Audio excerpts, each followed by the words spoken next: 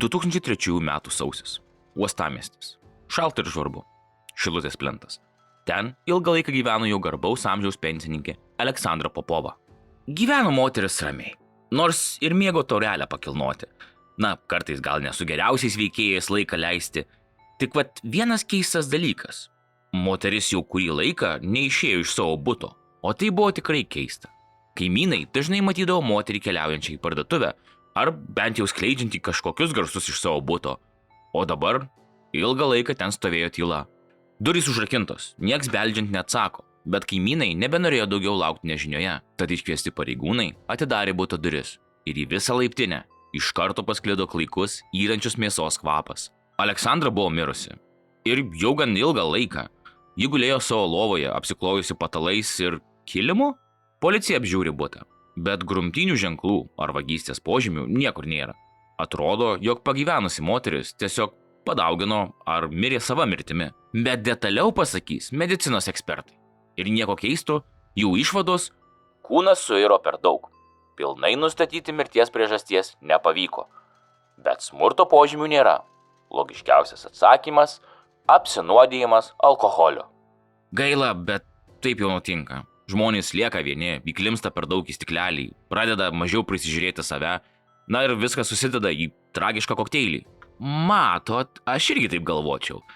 Jei ne tų pačių metų sausio pabaigoje, būtų pasikartojusi beveik identiška situacija. Gyveno Klaipėdoje, Gėlių gatvėje toks Alfonsas Mileška. Jam buvo 56 metai. Ir jo jau kurį laiką nematė kaimynai. Ir šis vyriškis mėgdavo pakelti stiklelį. Ir jis dažnai laiką leisdavo su, sakykim, įdomia draugija. Bet kad tiek ilgai dingęs, nė garso, tai buvo keista. Vėl kviečiama policija, vėl atidaromos durys ir vėl tas pats vaizdas. Alfonsas gulėjo savo lovoje, apklotas patalais ir kilimais, o kvapas nuo jo buvo nežmogiškas. Pareigūnai bandė neapsivemti, bet kūnas jau ilgai gulėjo ir buvo ant tiek suiręs, kad atrodo tapo lovos dalimi. Kaimynai policijai perduoda gan įdomią, bet kol kas tyrimui netokią svarbią detalę. Aukos namuose trūksta daiktų. Nors vyras nebuvo labai turtingas, vien iš garso kaimynai žinojo, kad televizorių Alfonsas tikrai turėjo, o dabar jo nebebuvo. Bet kaip ir minėjau, aukos mėgstantys išgerti taurelę. Gali ir patys parduoti tokius daiktus, kad tik gėralas nesibaigtų. Be to, lygiai kaip ir pirmuoju atveju, iš teismo medicinos ekspertų gauta ta pati žinutė. Kūnas suiręs per daug, priežasties nustatyti neįmanoma, smurto žymių nėra, o logiškiausias variantas – apsinuodijimas alkoholiu. Nu bet ar tai taip keista? Garbaus amžiaus gyvena vieni žmonės, miršta savo lovose, kažkaip stebuklingai save užvalkalais ir kilimais apsidengia, pardavę visus daiktus prieš tai, kaip mirė, ir pasirūpinę, kad durys būtų būtinai užrakintos. Ką, jūs čia kažkokius sutapimus matot? Ne. Policijos pareigūnai tai visai nieko nematė. Nematė ir tada, kai vėlgi Klaipėdoje, Paryžiaus Komunos gatvėje įvyko lygiai ta pati situacija. 73 metų Zofija Šimaitienė jau kuris laikas neišėjo iš savo buto. Su kaimynais labai nekonfliktiška moteris vėlgi mėgo pakilnoti taurelę. Ir užsukdavo pas ją visokio plauko veikėjai. Matote, moteris kartais pardavinėdavo degtinę iš savo mažo butelio. Na, jog užsidirbtų papildomai prie pensijos. Bet per ilgai tyla ir ramuma iš moters buto. Ir vėl kaimynams kyla neramumas. Vėl kviečiama policija. Ir vėl rastas kūnas lovoje. Kūnas suiręs. Kaip ir kitose vietose, kaimynai iškart pastebi, kad trūksta brangių daiktų. O ir degtinės butelių, kurių pas Zofiją visada būdavo, nebėra. Viskas suvalgyta, o moters kūnas gulėjo lovoje apklotas įvairiausiais daiktais. Turbūt jūs net neatspėsite, kokią išvadą padarė teismo medicinos ekspertai. Tikrai neatspėsite, nes jie nustatė, kad, kartokite su manim, kūnas per daug suiręs, priežasties nustatyti neįmanoma, smurto žymių nėra, o logiškiausias variantas – apsinuodijimas alkoholiu. Na, arba čia klaipėdiečiai stebuklingai nusprendė visi mirti sava mirtimi, bet lygiai tokiamis pačiamis sąlygomis ir pozomis. Gal susitarta iš anksto buvo? Gal apsinuodijam visi alkoholiu? Bet būtinai gulint lovoje ir apsiklojus kilimu. Arba taip ir buvo, Arba Klaipėdoje siautėjo žudikas maniakas, apie kurį policijos pareigūnai net nenutuokė.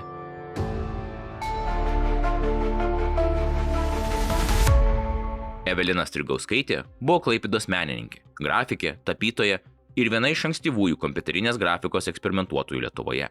Ji gimė 1967 metais. 79–83 lankė Klaipėdos vaikų dailės mokyklą. 85–88 mokėsi Vilniaus lengvosios pramonės technikume, kur studijavo rūbų konstravimą ir modeliavimą. 1998 metais baigė Vilniaus dailės akademiją ir įgijo menų magistro laipsnį. Moteris tikrai vietoje nesėdėjo. Stažavosi Vokietijoje, dalyvavo kūrybinėse stovyklose Hamburge, surengė personalinių parodų Klaipėdoje ir Liubeke, dalyvavo grupinėse parodose Lietuvoje ir užsienyje. Buvo Lietuvos Dailininkų sąjungos Klaipėdos skyriaus narė.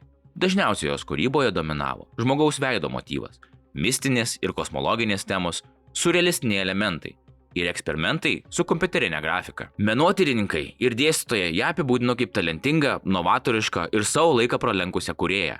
Klaipėdos vizualinio dizaino katedros vadovas, skulptorius Arūnas Sakalauskas, ją vadino viena talentingiausių kompiuterinės grafikos kūrėjų savo aplinkoje. Ir pripažinsiu, Evelinos menas man tikrai prie širdies. Norėtųsi aplankyti jos parodą, pasikalbėti su ją. Deja negaliu.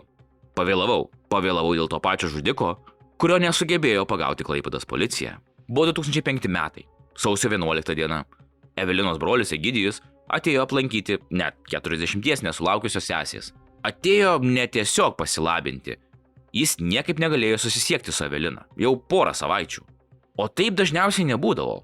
Palaikydavo gerus ryšius visa jų šeima. Kai Evelina tiek neatsakė, tai reiškia tik blogą. Pirmiausia, reikėjo patikrinti duris. Jei jos neužrakintos ar išlaužtos, tai bus blogiausias variantas. Bet ne, durys užrakintos. Visgi beldžiant niekas neatsakė. Pridėjęs ausį, Egidijus klausėsi. Jokio net mažiausio garselio. O juk Evelina turėjo šunį. Kur jis? Kodėl neloja? Ir svarbiausia, kur pati Evelina? Viskas, daugiau laukti negalima. Egidijus skambina policijai ir prašo jų pagalbos. Pareigūnai sureagavo gan greitai. Jau po pusvalandžio jie kartu su broliu Egidijum rakino Evelinos buto duris. Kai jos prasivėrė, Egidijus pamatė vaizdą, kurio jis visą laiką mėlė nepamatyti. Bet kažkur giliai tai žinojo. Jo sesuo Evelina buvo nebegyva. Gulinti lovoje, jos kūnas net pradėjęs irti. Tas vaizdas įstrigo visam gyvenimui. Vien tai, kad kūnas pradėjęs irti, atrodė kėlė kaltės jausmą. Kodėl anksčiau nepatikrino? Neiškvietė policijos. Kaip ir prieš tai, policija tyrė sceną, ieško įkalčių ir galiausiai išsiveža Evelinos kūną ištirti. Na, atskleisti tikslių mirties priežasčių. Gedulo metas. Bet tokios jaunos sesės mirtis savo bute tiesiog neduoda ramybės. Kažkas ne taip, kažkas čia nesirišo. Tada pagaliau gauta informacija iš medicinos tyrėjų. Ir informacija išvertė brolio Egidijų iš kojų. Jūs jau žinot, kokia ta informacija. Galim pakartoti drauge. Kūnas per daug suiręs. Tikslios priežasties nustatyti neįmanoma. Smurto žymių nėra, o logiškiausias variantas – apsinuodijimas alkoholiu. 36 metų dailininkė mirė apsinuodijus alkoholiu. Pala, ką? Alkoholiu? Vėl? Savo namuose nusinuodijo. Net 40 nesulaukusi. O tai kur šuo dingo? Pats išėjo. Irgi apsinuodijo alkoholiu. Juk buto durys buvo užrakintos. O ir pačiame bute, spėkite, trūko televizoriaus, kompiuterio ir kitų daiktų. Ką, juos Evelina irgi pardavė visus vienu metu, kaip ir visi kiti mirė senukai? Evelina pinigų turėjo. Tik buvo grįžusi iš komandiruotės, bet matyt, pardavė visus daiktus. Čia ne tik, kad niekas nesirišo, čia jau buvo sapnas. Bet prieš policijos tyrėją, kaip paprastam žmogui pasipriešinti? Jei nesurado smurto žymių, vadinasi nebuvo smurto. Ir jums kažkas nesiriša čia, ne? Matote, mums trūksta vieno vienintelio dalyvio, kuris visus taškus sudės ant I. Tų pačių 2005 metų, sausio pabaigoje, uostamiesčio kriminalistai sulaikė tokį Aleksandrą S., pas kurį rado kai kuriuos mirusios dailininkės Evelinos daiktus. Opa, ką tu čia su jais darai? Bet Aleksandras iš karto pradėjo dievagotis. Ale jis visus šios daiktus pusvilčiui nusipirko iš tokio Jurano Vaičiaus, 30-mečio benamio. Niekur nedirbantis, nuolatinės gyvenamosios vietos neturintis Vaičius pareigūnams buvo gerai pažįstamas, kaip nuolat plėšikaujantis bei žmonės apvaginėjantis pilietis. Už šio pobūdžio nusikaltimus jau teistas net 6 kartus. Labai gerai, labai gerai. Turime vagį, kuris padės surasti žiaurų žudiką. Ir dar geriau, Vaičius kaip tik sėdėjo ir laukė teismo dėl kito plėšimo. Nu, Juranai, klausyk, padėk čia mums su tokiu reikalu. Kur tu čia gavai tuos daiktus? Kas tau juos atidavė ar pardavė? Pareigūnai buvo užtikrinti, jog gaus bent kokios naudingos informacijos. Juranas turėjo kitokių planų. Iš kur gavau? Pasmaugiau tą aveliną su virvele. Na, ta kur, šunims vedžioti. Tada pavogiau vertingus daiktus ir pasiūliau parduoti juos savo pažįstamam Aleksandrui. Policijos pareigūnai buvo šoke. Ne tik todėl, kad Juranas neatrodė iš tų, kurie ryžtųsi tokiam nusikaltimui, bet ir dėl to, kaip šaltai ramiai jis prisipažino. Jis tik prisipažino. Nieko neverčiamas, nieko nestumiamas, lygioje vietoje. Na ką, informacija tikrai naudinga. Bet vėlgi, Juranas dar nebaigė. Ai, nu tai jei kalbam, tai 2003 sausį pasmaugiau tą moterį, kur Šilutės gatvėje gyvena, man rodos. Bet neatsimenu jau jos vardo. Ir po to dar tą Alfonsą prismaugiau, sunervino jis mane. Reikėjo atsiskaityti. Nu ir balandžio mėnesį tą Zofiją, ar koks ten jos vardas buvo, tą irgi prismaugiau. Pinigų ir degtinės nenorėjo duoti. Pareigūnai dabar aplamai sėdėjo išsižioję. Akimirkos reikėjo, kol galėjo suprasti, kas čia tik įvyko. Kaip tai? Prisipažinti dėl 4 nužudimų tiesiog lygioj vietoj. Policijos pareigūnai net baudžiamųjų bylų nebuvo iškėlę. Niekas nusikaltėlių neieškojo. Bet štai, jis tiesiai prieš juos ir visiškai ramiai išsakė visas detalės apie tai, kaip atimė 4 žmonėms gyvybę. Ir kaip jums mūsų aklieji tyrėjai ir galo su galu nesujungiantys pareigūnai, jei pats nusikaltėlis vieno velnio ar dievo vedamas nebūtų prisipažinęs, šita byla nebūtų ištirta. Bet dar liko keistenybių.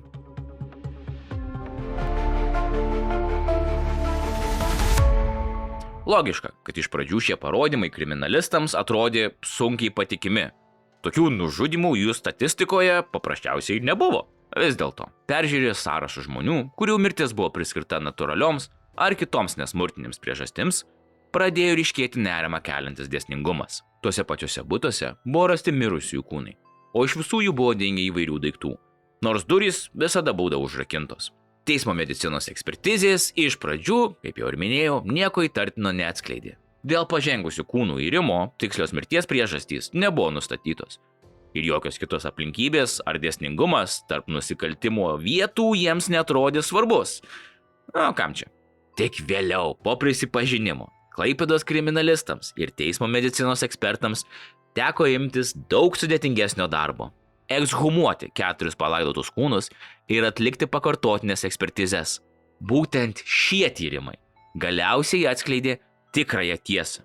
Visi šie žmonės iš tiesų buvo nužudyti. Atskleidus šiuos nusikaltimus, paaiškėjo ir metodas, kuriuo Vaičius kartu su 2 bendrais, Andrėjumi D. ir Rolandu Š. vykdė savo veiklą.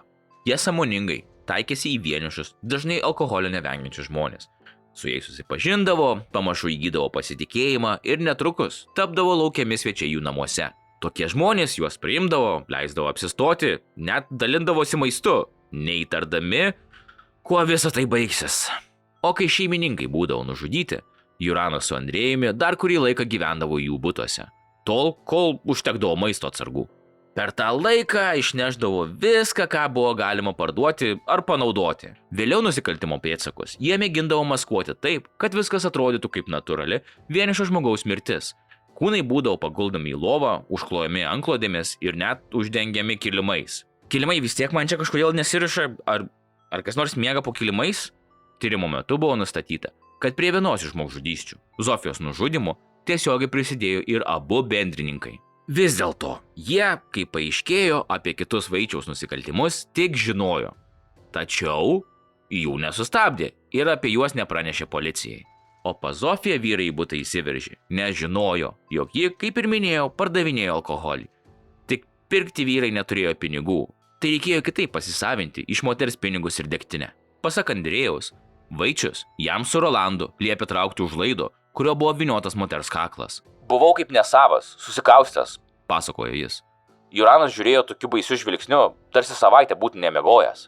Rolandas paklusęs manijakui ir patraukęs už laido, o jis pats, Andrėjus, įsigandęs žvilgsnio, tik paėmė už laido ir jį nustūmė. Kilpa įsinėrė. Po to išbėgau, norėjau kuo greičiau dingti iš buto, pasako Andrėjus. Jis sakė, po to kelis mėnesius bijojo žmonių, o Vaičius ir Rolandas dar 2 paras gyveno nužudytosios bute. Valgė jos maistą, gėrė svaigalus, įsinešė parduoti televizorių. Bet ypač ciniškai buvo pasielgta Evelinos atveju. Su ja Vaičius buvo susipažinęs labdaros organizacijoje, o moteris, manydama, kad padeda sunkiai gyvenančiam žmogui, leido jam laikinai apsistoti savo bute. Pati didžiausia jos padaryta klaida, kurios, tikiuosi jūs, visi dabar žiūrintys, niekada nedarysite. Jau alkoholiko iš gatvės, gal neįsileiskit į namus. Liudytoja Rita pasakojo, jog sykį savo buvusią bendrakursę Strigauskaitę sutiko grįžtančią nuo jūros su Vaičium, kuris ale jai padėjęs rinkti akmenukus ir šakeles darželiui puošti. Tąkart draugė prisipažino, kad Vaičių priglaudė iš pasigailėjimo, nes šis miegodavęs laiptinėse, nors ir žinojo, jog jis teistas. Dailininkė net nusivedus jį į labdaros įstaigą, kad gautų jam drabužių. O pats Vaičius teisme pasakojo, jog prieš naujuosius Evelina pradėjo reikalauti, jog jis išsikraustytų iš jos buto. Tačiau naujuosius atšventė kartu. Strigauskaitei užmigus, jis išsinešė ir pardavė jos televizorių, o grįžęs nusprendė ją nužudyti. Gal išsigandau, kad pasigės televizoriaus. Išleidęs į kiemą jos šunį, apsuko miegančios moters kaklą šuns pavadėliu ir užveržė. Nunešęs mirusią moterį į kitą kambarį, paguldė ant lovos ir apklojo. Ir tas šiukšlė, tas kalės vaikas. Ta naktį jis pardavė jos darbui naudotą kompiuterinę įrangą, o Sibiro laiką nusitempė ant Šilutės plento 84 namo stogo ir nuo jo nustūmė. Ką ten sakiau apie mirties bausmės grąžinimą? Tik tai užo, ne? Aplamai, pagalvokite, koks komiškai graudus buvo mūsų pareigūnų darbas. Jei nebūtų prisipažinimų, 3 žmonių žmogžudystės būtų laikytos natūraliomis mirtimis, nes smurto ženklų specialistai nesugebėjo pastebėti. O vat nužudytojų artimieji teisme atvirai reiškė nepasitenkinimą ekspertų ir policijos darbu. Ekspertai smurto žymių ant visų nužudytųjų kūnų nebuvo aptikę. Ant visų 4. Ne 1, ne 2, bet 4 kūnų. Arba Juranas buvo tobulas žudikas, arba viskas sukrito taip, jo kūnai buvo rasti tik gerai suirę, arba nemoka chebra savo darbą dirbti. O tai gal man jūs paaiškintumėt, kaip po poros savaičių kūnas nebeleidžia nustatyti jokių smurto ženklų, bet jei dar porą savaičių ar net porą mėnesių po žeme palaikai kūną, tada viskas aiškiai matosi iš karto ant visų 4? Aš sakiau, kad čia yra keistų dalykų šioj byloj. Lavonus radę žmonės teigė iškart įtarę, jog jų artimieji mirė ne sava mirtimi. Strigauskaitės teta, kadaise dirbusi policijoje, sakė pati nuvažiavusi į ligoninę ir ant mirusios dukterėčios kūno mačiusi aiškius smurtinės mirties požymius. Gėlių gatvėje gyvenusios Mileškos broliai kartu su policija atidarė duris, už kurių rastas žmogaus kūnas, sakė išsyk supratę, jog žmogus nužudytas. Taip pat suprato ir Strigauskaitės tėvai. Teisme liudijusi Vaičiaus motina, Judita Vaičiuvienė, pasakojo bijojusi sūnaus ir jo į namus neįsileisdavusi. Tik 4 klases baigęs Juranas, nors vaikystėje ramus, nuo 17 metų pradėjo vagiliauti. Nesykį ir iš jos namų išsinešė daiktų. Apvogė ir savo brolį. Kartą jis apgaulę prisiprašė motinos atidaryti duris. Sakė, esąs reikalingas jos parašas, kad gautų kažkokią pašalpą. Kai jie atidarė duris, sūnus puolė ant jos mėgindamas smaugti, pargriovė ant žemės, bet jai pradėjus rėkti, nurimo ir guodėsi esąs nelaimingas. Jis buvo atsinešęs peilį ir virvę su jau pasiruošta kilpa. Tai buvo jisai tikrai labai nelaimingas. Anot valstybinius kaltimus šioje byloje palaikančio Klaipėdos apygardos prokuratūros prokuroro Jurijaus Petučiovo, jau pirmajame teismo posėdėje Juranas Vaičius jautėsi ramus kaip belgas. Pareiškė, esą pavargęs nuo ilgos kelionės, iš tardymo izoliatoriaus į teismą. Pasiskundė miego stoka, niekiek nesidrovėdamas, kalbą nevengė pariebinti keiksmažodžiais. Ir svarbiausiai, rodinę pagarbą aukų artimiesiems. Teismo posėdyje, gavęs žodį benamis Vaičius, atvirai pareiškė nusikaltimus, planuodavęs iš anksto, kad aukas numarinės galėtų bent kelias dienas šiltai pagyventi, gerai išsimiegoti, o už bute rastus ir parduotus daiktus nusipirkti narkotikų. gal šiltesnių drabužių, apiplyšusius kėdus pasikeisti į naujus. Teisiamasis noriai viską pasakoja. Tikslina, jo balse nė lašelio atgailos. Ką ir kalbėti, žudikas yra žudikas. Tokią išvadą padarė prokuroras. O gal jis taip arogantiškai elgėsi vien dėl to, jog puikiai suvokia, kad laisvės daugiau nebepamatys. Prokuroro nuomonė, net ir didžiausi nusikaltėliai, tokie kaip Vaičius, iki paskutinės minutės nepraranda vilties. Kita vertus, kaip svarstė prokuroras, gal nuolatinės gyvenamosios vietos neturinčiam narkomanui kalėjimas kaip ir išsigelbėjimas. Juk kameroje ir šilta, ir valgy duoda, ir biblioteka, ir kompiuterį kalinių paslaugoms. Bet va, nėra narkotikų ir moterų. Bet prokuroras patikino, jog Vaičius narkotikų abstinenciją jau sėkmingai iškentėjo, o moters, ko gero, jam turbūt netaip labai reikia, jei iki šiol nesusiradęs, nesik šeimos nesukūręs. Taigi, Klaipėdos apygardos teismas šioje byloje paskelbė griežtą nuosprendį. Vaičius, pripažintas pavojingų recidivistų, buvo nuteistas laisvės atėmimo iki gyvos galvos. Andrėjui skirta 11 metų laisvės atėmimo bausmė, o Rolandas dėl žmogžudystės kaltinimų buvo išteisintas. Teismas nusprendė, kad nepakanka įrodymų jo dalyvavimui. Vis dėlto, jis buvo pripažintas kaltu dėl vagysčių ir plėšimų, bei nuteistas 5 metų laisvės atėmimo bausme. Taigi monstras uždarytas. Pagaliau, galės sėdėti čia ir pūti kalėjime, į kurį taip norėjo papulti. O vat ir ne. Toks drąsuolis, toks didvyris, kaip reikėjo pagyvenusių žmonių žudyti, pasirodo Juranas buvo bailys. Lukiškių tardymo izoliatoriuje kalėjime 2007 metų kovo naktį jis paėmė ir nusižudė. 32 metų nuteistasis pasikorė galėdamas lovoje. Vaičius atsisveikinimo laiško nepaliko ir iškentėjo kalėjime tik 2 metus. Gerai, nusispjaut ant tokių.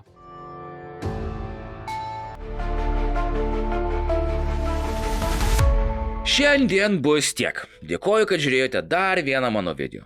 Va čia tai istorija, apie kurią net girdėjęs nebuvau. Bet wow, koks policijos darbas, koks fiasko. O už tą nustumtą šunį nuo stogo aš pats Juraną iš pragaro išsitrauksiu ir atgal pasiūsiu. Gerai, gana pykt. Gal lygi šiol vaikščiotų mūsų Uostamiesčio gatvėmis, tykodamas, ką dar pasmaugti. Kaip jūs manote? Kaip būtų viskas buvę? Ir kokia jūsų nuomonė apie šį nusikaltimą? Kaip visada, karmos taškai tiems, kurie laikina video, subscribina ar net pasidalina šią istoriją su draugais. Dar kartelį dėkui, kad žiūrėjote, likite budrus, likite saugus ir pasimatysime kitą